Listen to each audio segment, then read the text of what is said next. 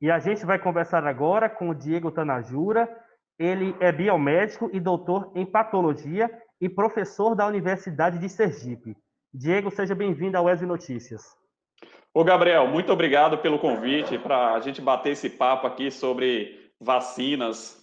Diego, a gente está numa corrida contra a vacina no mundo todo. Laboratórios de todos os lados estão correndo para tentar agilizar os processos da produção de uma vacina para fazer o registro e começar a imunizar a população contra o coronavírus. Como é feito o processo de execução, realização de uma vacina, pesquisas? Excelente pergunta, Gabriel, porque o que eu mais escuto neste momento é que eu vejo que as pessoas estão com receio e falando que a vacina está sendo produzida de forma muito rápida, se não estariam pulando etapas, e perguntam também sobre a questão da segurança, né? Então, o que eu gostaria de deixar claro aqui é que todas as etapas estão sendo seguidas. Primeiramente, vem aquela etapa em modelo animal, que eles fizeram pesquisas em ratos, camundongos, macacos, que a gente fala que é a fase pré-clínica. Aprovada nessa etapa, você vai para a fase clínica, que é fase com voluntários humanos. A fase clínica ela é dividida em 4 etapas, que a gente está ouvindo falar muito neste momento aí com a corrida das vacinas, né? A primeira fase, você utiliza por volta de 100 voluntários e você vai testar diferentes concentrações da sua vacina. Você utiliza uma concentração alta, uma média e uma baixa, para ver qual concentração é mais imunogênica, quer dizer, qual aquela que induz melhor o sistema imunológico, o nosso sistema de defesa, e também você avalia a questão da segurança, se essas doses testadas são seguras. Aprovada nessa parte, você vai para a segunda fase. Então, na segunda fase, você já tem uma dose selecionada da sua vacina e, novamente, você avalia a segurança numa quantidade maior de participantes, por volta de 100 a 300, mas o que a gente tem observado nos estudos aqui para vacinas contra o coronavírus, que esses grupos estão bem maiores, eles estão avaliando com 700, 1.000 voluntários já na fase 2. E você, então, avalia a segurança e avalia também a questão da resposta imune. Só na terceira fase que você vai avaliar se a tua vacina é capaz de proteger contra o vírus. Então, as pessoas vacinadas, elas seguem suas vidas normais e você tem 2 grupos, o grupo controle e o grupo vacinado. Você vai observar em qual desses 2 grupos teve mais voluntários que desenvolveram a Covid-19. E o que a gente tem observado nesses estudos é que o grupo controle, que recebeu um placebo, nesse grupo a gente observou mais casos da doença do que no grupo vacinado. E, novamente, na fase 3, você avalia a segurança. Então, eu gostaria de deixar claro aqui, destacar que em todas essas fases, você avalia a segurança da tua vacina.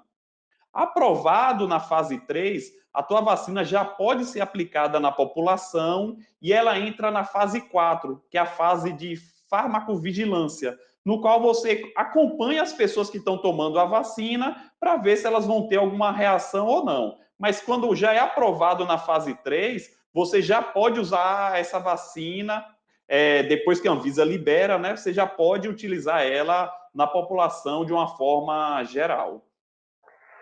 Diego, quais são os tipos de vacina? A gente tem uma discussão aí que alguns laboratórios trabalham com RNA, outros trabalham com vírus inoculado. Qual é a diferença desses dois tipos de ciência, desses dois tipos de ciência? Pronto. Então, essas duas metodologias aí está sendo bem discutida, né? Você tem a do RNA. O RNA é um fragmento do RNA do vírus que você utiliza como vacina, você produz isso em laboratório, e esse fragmento, ele é utilizado como vacina. Então, quando você aplica esse RNA no nosso corpo, esse RNA vai para as nossas células e lá ele é transformado em proteína, em uma proteína do vírus, e é essa proteína do vírus que vai ativar o nosso sistema imunológico. Então, é importante deixar claro aqui que essa vacina de RNA, ela, em nenhum momento, ela vai entrar no núcleo da nossa célula, que é onde está o nosso material genético. Então, essa vacina de RNA, ela não vai interferir de forma alguma no nosso material genético, que ela não tem nem acesso, ela só fica no citoplasma da célula. E já outra vacina, que é de vetor viral, que neste caso seria a vacina que está sendo testada pela Fiocruz, que é a vacina da Universidade de Oxford, junto com a AstraZeneca, ela utiliza o quê? Ela utiliza um vírus atenuado, que é um adenovírus, para carrear, para levar o material genético do coronavírus para as nossas células. É um pedaço do material genético do coronavírus e lá na nossa célula vai acontecer a mesma coisa. Esse material genético vai ser produzido pelas nossas células, vai ser transformado pelas nossas células numa proteína do coronavírus, que é a proteína spike, aquela proteína que está do lado de fora do vírus, é uma espícula, né? E ela acaba ativando também o nosso sistema imunológico. Então, essas duas estratégias são estratégias novas, mas essa do vetor viral, ela já tem uma vacina aprovada com essa metodologia, que foi aprovada no ano passado contra o vírus Ebola. Então, já é uma metodologia que já tem vacina aprovada, é uma metodologia que já foi bastante testada, e é importante destacar, Gabriel, que ela não surgiu da noite para o dia, ela não surgiu nessa pandemia. Essa metodologia do vetor viral, que é utilizada pela Universidade de Oxford, por exemplo, ela foi desenvolvida em 2012. Veja bem, 8 anos atrás, porque eles estavam desenvolvendo uma vacina contra outro coronavírus. Então, eles adaptaram a vacina que eles já tinham para esse vírus atual. Então, não é algo novo, não é algo que surgiu neste ano de pandemia. Muito pelo contrário, já é uma metodologia conhecida e bastante testada. A do RNA, sim, é uma metodologia nova. A gente não tinha nenhuma vacina aprovada. A primeira foi do coronavírus agora, né, que foi a vacina da Pfizer, que foi aprovada no Reino Unido. E, apesar de ser uma metodologia nova, já tem mais de 30 anos que ela vem sendo estudada em laboratórios de pesquisa e tem demonstrado, sim, segurança. A gente está conversando aqui com Diego Tanajura, ele é biomédico e doutor em patologia e professor da Universidade Federal de Sergipe. Diego, a gente tem 4 potenciais vacinas contra a Covid-19 sendo testadas aqui no Brasil. A vacina da Universidade de Oxford, desenvolvida em parceria com a AstraZeneca, a Coronavac, parceria do laboratório chinês Sinovac com o Instituto Butantan, a vacina da Pfizer, em parceria com a BioNTech, e a vacina de um laboratório belga. Qual a importância dessas vacinas estarem sendo testadas aqui no Brasil, que é um país atípico, um país continental, com vários tipos de clima, várias sociedades? Bem, a importância de se testar uma vacina aqui no nosso país é justamente por conta da situação da pandemia aqui no nosso território, né? Então, como a gente observa, os nossos casos ainda continuam elevados, existe aí a possibilidade de uma segunda onda. Então, você testar uma vacina aqui no Brasil, você consegue ter agilidade nos resultados, porque o vírus está circulando ativamente no nosso território.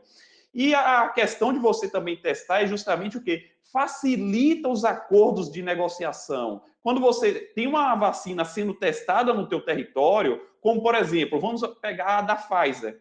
Quando essa vacina começou a ser testada no Brasil, o governo federal não tinha acordo com a Pfizer. Depois que os resultados terminaram e a vacina mostrou ser promissora, com mais de 90% de eficácia, a Pfizer procurou o governo brasileiro para fechar uma parceria, e aí isso já está muito próximo de acontecer. Então, essa é uma vantagem de você ter vacinas sendo testadas aqui, né? Outro exemplo é a vacina que você falou, da AstraZeneca com a Universidade de Oxford também, que está sendo testada, e a grande vantagem dela é justamente o que? A transferência de tecnologia. O Brasil não está só comprando a vacina, o Brasil está comprando a tecnologia. Então, essa vacina vai ser produzida em solo brasileiro, vai ser produzida na Fiocruz. A mesma coisa a vacina da Coronavac. Ela é uma parceria com o Instituto Butantan e também tem transferência de tecnologia. Então, o Butantan vai produzir a vacina também nas suas fábricas. A da Pfizer e a da Johnson Johnson é que não tem a transferência de tecnologia para o Brasil. Então, no caso da Pfizer, seria só a compra das vacinas mesmo. Diego, a gente tem já o início da vacinação em alguns locais, como a Rússia, o Reino Unido, e lá nos Estados Unidos, as farmacêuticas Pfizer e Moderna já pediram aprovações emergenciais para suas vacinas contra a Covid-19. Aqui no Brasil, a gente ainda não tem essa disponibilidade. A gente tem aí alguns planos anunciados pelo governo federal que diz que a vacinação pode começar em março, a outra hora diz que pode começar em fevereiro, e ontem o ministro da Saúde falou que pode começar em dezembro. Lá em São Paulo, o governador também já anunciou que vai começar em janeiro. No momento, a gente tem essa possibilidade porque a gente depende também da certificação da Anvisa. Então, no caso, a vacina do Butantan mesmo, que eles deram um prazo para janeiro. Só que deram um prazo, mas a gente ainda não tem resultado de eficácia desta vacina. Então, a gente não sabe a taxa de proteção. Então, para realmente a gente ter essa data, a gente precisaria saber se a vacina realmente é eficaz. Segura ela é. Já foi mostrado através de trabalhos publicados na literatura em excelentes revistas que a vacina ela é segura, mas não basta ser só segura, tem que ser eficaz. E, no caso, a outra vacina é a Pfizer, né, que o governo federal falou até numa possibilidade de utilizá-la a partir de dezembro. Isso pode ser possível por conta da lei Covid.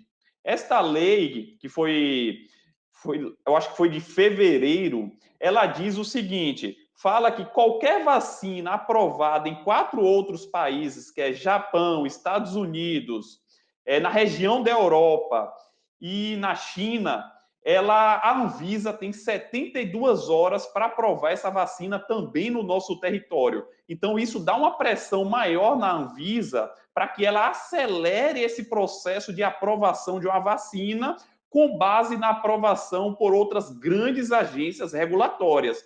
Observe que a gente não está falando de qualquer país, né? São países e regiões que têm uma seriedade na avaliação desses imunizantes, então isso acaba dando uma pressão na Anvisa para que aconteça essa aprovação também num tempo curto aqui no Brasil. A gente conversa aqui com o Diego Tanajura, biomédico e doutor em patologia, professor da Universidade Federal de Sergipe. Diego, a gente também tem falado nos últimos tempos sobre plano de vacinação. Lá no estado de São Paulo, o governador anunciou um plano, agora no nível federal só anunciou que seria feito em 4 partes, mas não apresentou esse plano ainda para a população. Qual a importância de ter um plano estabelecido e apresentado com métricas claras para fazer essa vacinação? Gabriel, a grande importância é você ter organização. E como você bem falou, o governo federal falou que o plano está distribuído em 4 fases e não detalhou muito bem como isso vai funcionar. A gente está falando em vacinar milhões de pessoas e não é uma única dose, não. São 2 doses da vacina.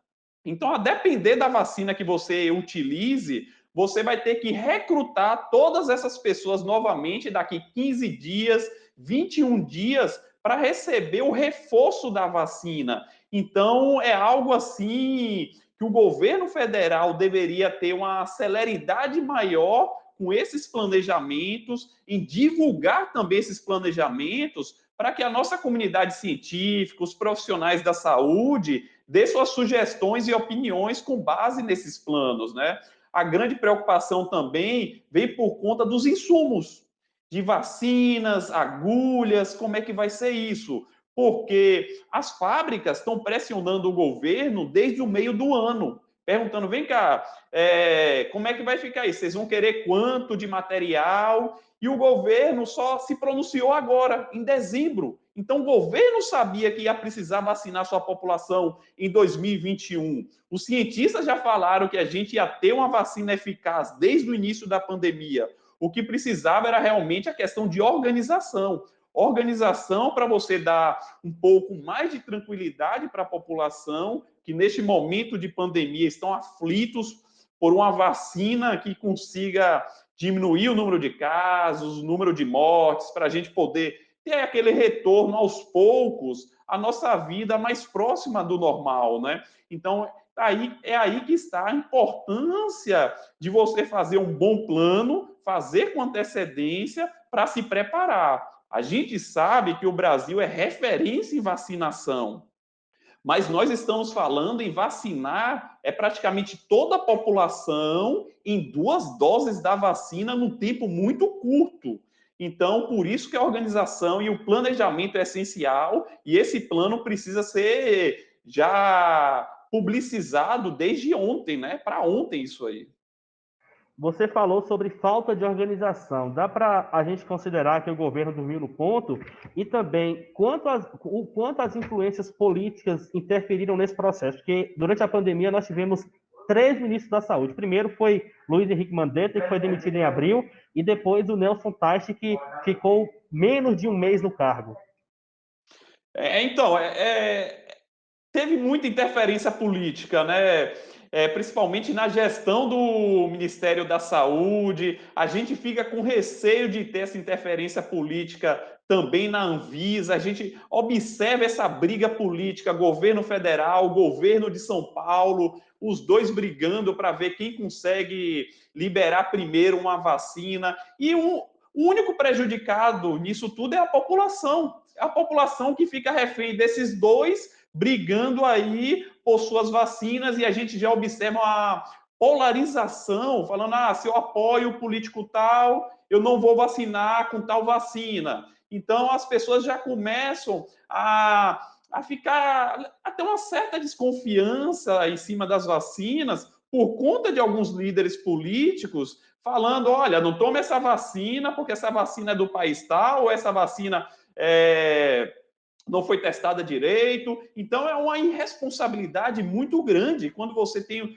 um chefe no poder utilizando esses tipos de palavras para falar sobre vacinas, né? E aí deixa a população meio assim atordoada. Então, é importante, Gabriel, esse bate-papo que a gente está tendo mesmo, para conscientizar, acalmar a população. Outra coisa que deveria ter acontecido programas já veiculando na televisão, rádio, preparando as pessoas para vacinação, campanhas de vacinação, que a gente até agora não teve. A gente não vê veiculando aí na televisão, explicando às pessoas como é que vai funcionar essas 4 fases, como é que vai ser essa questão da vacinação em massa, explicar que são 2 doses e tudo mais. Então, o governo está sendo falho em cima de tudo isso aí.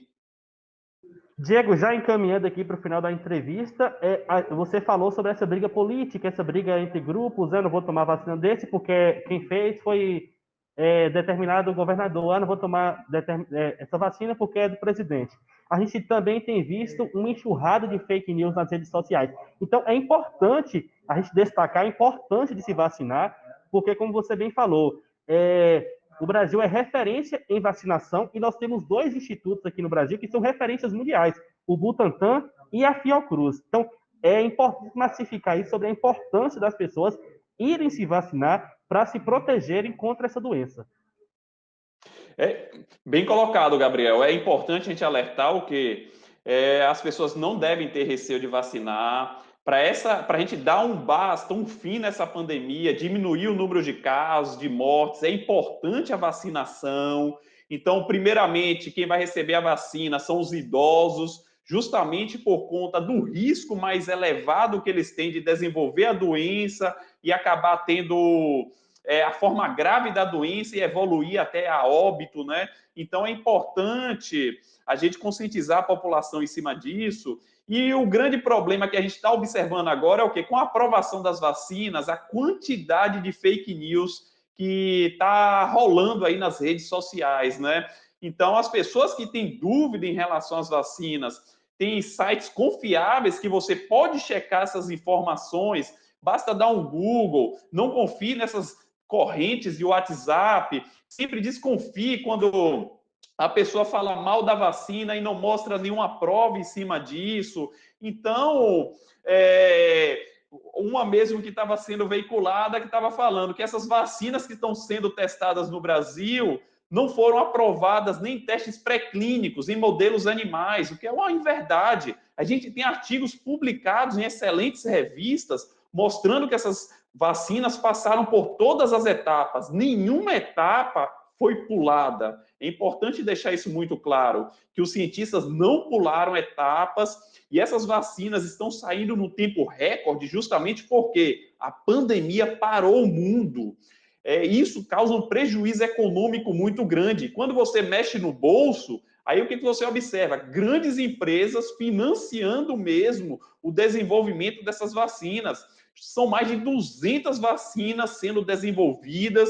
Isso é algo recorde. A gente nunca viu tanta vacina em estudo como está acontecendo agora. Então, agora é isso, é se preparar, a população ficar tranquila em relação às vacinas, que elas são seguras sim. Qualquer uma dessas vacinas que vierem ser aprovadas pela Anvisa, a população pode ficar tranquila e pode ir lá tomar a vacina. O que vai acontecer é o quê? Pode ter vacinas que não são seguras para pessoas com baixa imunidade ou grávidas e tudo mais, mas isso aí vai ser explicado a depender de qual vacina a gente acabe utilizando aqui no nosso país e que com certeza vai ser mais de uma, mais de duas, serão várias vacinas, né? Aqui no Web Notícias, a gente conversou com o Diego Tanajura, ele é biomédico, doutor em patologia, professor da Universidade Federal de Sergipe. Mas, pessoal, a principal graduação dele é ser baiano e aqui da região sudoeste da cidade de Brumado. Ô, Gabriel, muito obrigado. Aproveita então e mandar um abraço para os brumadenses, né? Uma cidade que eu amo muito, mas já tem um bom tempo que não moro mais em Brumado, minha família continua lá, mas é uma terra muito boa. A nossa região é uma região muito boa, né? Então é um prazer imenso estar aqui falando com você, que é aí da nossa região, né? E estou à disposição, quando quiser bater um papo, tirar dúvidas da população sobre vacinas, estou aí à disposição de vocês.